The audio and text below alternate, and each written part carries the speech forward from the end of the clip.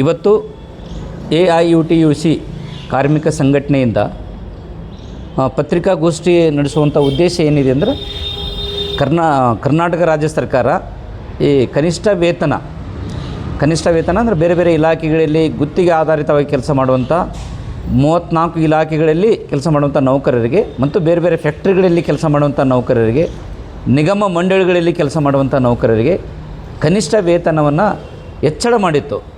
ಅಂದರೆ 31ರಿಂದ 32 ಸಾವಿರ ರೂಪಾಯಿ ಪ್ರತಿ ತಿಂಗಳಿಗೆ ವೇತನ ಜಾಸ್ತಿ ಮಾಡಿತ್ತು. ಮೇ 22, 2026ರಂದು ಅಧಿಸೂಚನೆ ಹೊರಡಿಸೋದ್ರ ಮೂಲಕ ಜಾಸ್ತಿ ಮಾಡಿತ್ತು.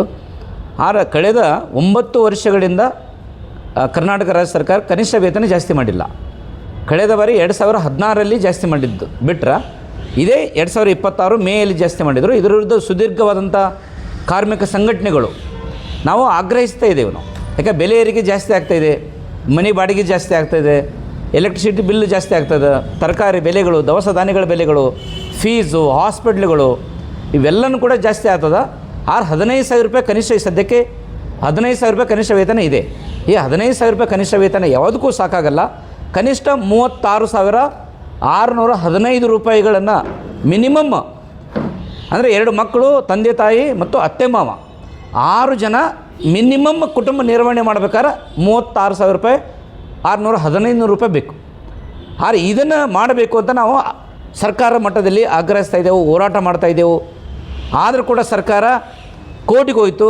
ಕೋರ್ಟಲ್ಲಿ ಕೂಡ ನಾವು ಗೆದ್ದಿದ್ದೆವು. ಕೋರ್ಟಲ್ಲಿ ಅವ್ರು ಕೂಡ ಹೇಳಿದರು, ಇಲ್ಲ ಅವರು ಕಾರ್ಮಿಕರಿಗೆ ಕೇಳುವಂಥ ಹಕ್ಕು ನ್ಯಾಯಯುತವಾದಂಥ ಹಕ್ಕಿದೆ. ಅವರು 36,000 ರೂಪಾಯಿ ಏನು ಕೇಳಿದ್ದಾರೆ ತುಂಬ ಜಾಸ್ತಿ ಏನಲ್ಲ, ನೀವು ಕೊಡಬೇಕು ಅಂತೇಳ್ಬಿಟ್ಟು ತೀರ್ಪು ಮಾಡಿದೆ. ತೀರ್ಪು ಬಂದ ಮೇಲೆ ಇದೇ ಮೇ 22ರಂದು ಅಧಿಸೂಚನೆ ಮೂಲಕ ಪೇಮೆಂಟ್ ಜಾಸ್ತಿ ಆಯಿತು. ಆದರೆ ಕೆಲವು ಇಲಾಖೆಗಳಲ್ಲಿ ಕೊಟ್ಟರು, 1 ತಿಂಗಳು ಪಗಾರ ಕೊಟ್ಟಿದ್ದಾರೆ. ಸಮಾಜ ಕಲ್ಯಾಣ ಇಲಾಖೆಯಲ್ಲಿ ಕೊಟ್ಟಿದ್ದಾರೆ, ಆನಂತರ ರಾಯಚೂರಲ್ಲಿ ಕೊಟ್ಟಿದ್ದಾರೆ, ದಾವಣಗೆರೆಯಲ್ಲಿ ಕೊಟ್ಟಿದ್ದಾರೆ. ಅಂದರೆ ಅವರು ಜೂನ್ ಮಾಡ್ತಾರೆ. ಜೂನ್ 1, 2, 3, 4ನೇ ಜೂನಲ್ಲಿ 22,000, 23,000 ರೂಪಾಯಿ ಇರುವಂಥ ಪೇಮೆಂಟು. ಅಂದರೆ 15,000 ರೂಪಾಯಿ ತೊಗೊಳ್ಳುವಂಥ ಒಬ್ಬ ಕಾರ್ಮಿಕ 22,000 ರೂಪಾಯಿ ಪಗಾರ ತೊಗೋತಾ ಇದ್ದ. ಭಾಳ ಉತ್ಸಾಹದಲ್ಲಿದ್ದರು ಕಾರ್ಮಿಕರು, ಖುಷಿಯಲ್ಲಿದ್ದರು.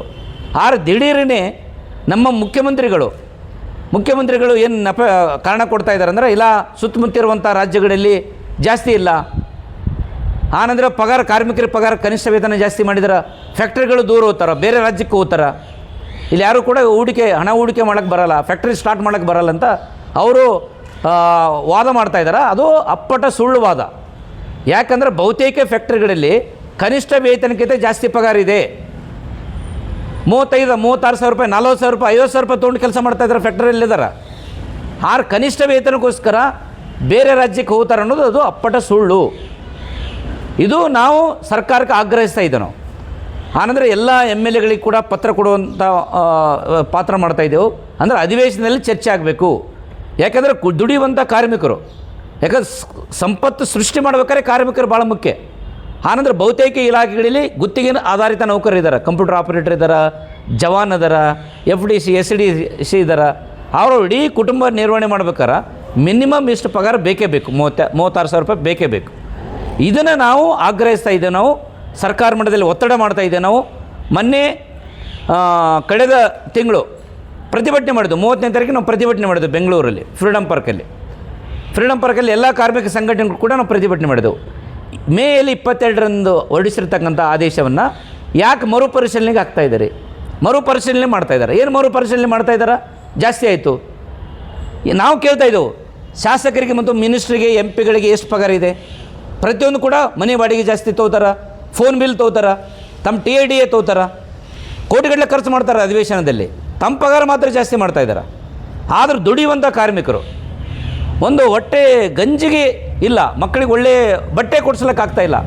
ಅಂಥ ಒಂದು ಕಾರ್ಮಿಕರಿಗೆ ಪಗಾರ ಜಾಸ್ತಿ ಆದಾಗ ದಿಢೀರನ್ನೇ ಕೊಕ್ಕೆ ಹಾಕಿದ್ದು, ತಡೆ ಹಿಡಿದಿದ್ದು ಇದು ಕಾರ್ಮಿಕ ವಿರೋಧಿ, ಜನ ವಿರೋಧಿ ಸರ್ಕಾರ. ಇದು ನಾವು ಖಂಡಿಸ್ತಾ ಇದ್ದೆವು.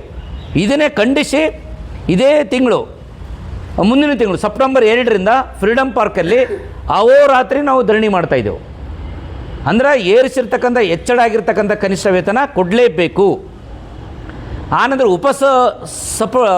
ಸಂಪುಟ ಸಮಿತಿ ಏನು ಮಾಡ್ಕೊಂಡ್ರಿ, G. ಪರಮೇಶ್ವರ್ ನೇತೃತ್ವದಲ್ಲಿ ಸಂಪುಟ ಸಮಿತಿ ಅವಶ್ಯಕತೆ ಇಲ್ಲ. ಅದು ಬೇಡ ನಮಗೆ. ಸಂಪುಟ ಸಮಿತಿ ಬೇಡ ನಮಗೆ. ಈ ತಕ್ಷಣ ಏನದು ಅಧಿಸೂಚನೆ ಆಗಿದೆ ಅಧಿಸೂಚನೆಗೆ ತಕ್ಕಂತೆ ವೇತನ ಕೊಡಬೇಕು ಅಂತೇಳಿ ನಾವು ಆಗ್ರಹಿಸ್ತಾ ಇದ್ದೆವು. ಇಲ್ಲಿ ಹಾಸ್ಟೆಲಲ್ಲಿ ಕೆಲಸ ಮಾಡುವಂಥ ಅಡುಗೆಯವರು ಮಾದೇವಿ ಧರ್ಮಶೆಟ್ಟಿ ಇದ್ದಾರೆ.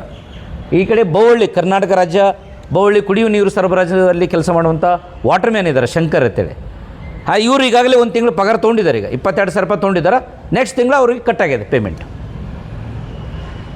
ಈಗ ಅಹೋರಾತ್ರಿ ಪ್ರತಿಭಟನೆ ಏನು ಮಾಡ್ತಾರೆ? ಇದು freedom park sir, Bengaluru freedom park. Bijapur ಮತ್ತು ಬಾಗಲಕೋಟೆಯಿಂದ ಕೂಡ ಬೌವಳ್ಳಿಯವರು, ಆಲ್ಮಟ್ಟಿ ಗಾರ್ಡನ್ ವರ್ಕರ್ಸು, ಆನಂತರ ಹಾಸ್ಟೆಲ್ದಲ್ಲಿ ಕೆಲಸ ಮಾಡುವಂಥವ್ರು, ಮೊರಾರ್ಜಿ, ಅಲ್ಪಸಂಖ್ಯಾತರ, BCM, ಸಮಾಜ ಕಲ್ಯಾಣ ಇಲಾಖೆ, ಕ್ರೈಸ್ತು ಎಲ್ಲ ಹಾಸ್ಟೆಲ್ ನೌಕರರು ಕೂಡ ಬೇರೆ ಬೇರೆ ಇಲಾಖೆಯಲ್ಲಿ ಕೆಲಸ ಮಾಡುವಂಥ ಹೊರಗುತ್ತಿಗೆ ನೌಕರರು ಕೂಡ ಕರ್ಕೊಂಡು ನಾವು ಬೆಂಗಳೂರಿಗೆ ಹೋಗ್ತಾಯಿದ್ದೀವಿ ಸರ್.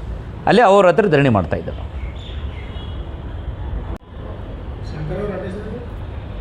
ಶಂಕರ್ ಬೀರ್